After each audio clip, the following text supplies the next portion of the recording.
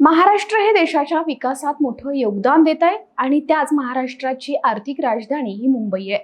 त्यामुळे मुंबईसह महाराष्ट्रातील गुंतवणुकीकडे देशाचं लक्ष लागलेलं असतं। राज्याचे मुख्यमंत्री देवेंद्र फडणवीस हे सातत्यानं महाराष्ट्रात मोठी गुंतवणूक यावी, उद्योगधंदे वाढावेत आणि रोजगार निर्मिती व्हावी यासाठी प्रयत्नशील असतात।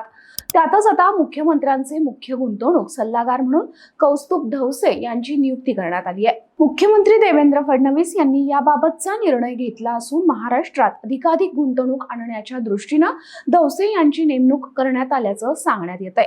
गेल्या 11 वर्षापासून धवसे हे फडणवीसांचे विश्वासू अधिकारी आहेत। यापूर्वी धवसे यांनी मुख्यमंत्र्यांचे विशेष कार्यकारी अधिकारी म्हणून देखील काम केलंय। आता महाराष्ट्रातील गुंतवणुकीची मोठी जबाबदारी त्यांच्यावर देण्यात आली आहे। प्रशासनातील तज्ज्ञांची वाढती भूमिका अधोरेखित करणाऱ्या एका महत्त्वपूर्ण निर्णयात महाराष्ट्र सरकारच्या अलीकडील आदेशानुसार कौस्तुभ धवसे यांची मुख्यमंत्र्यांचे मुख्य सल्लागार गुंतवणूक आणि धोरण म्हणून नियुक्ती करण्यात आली आहे।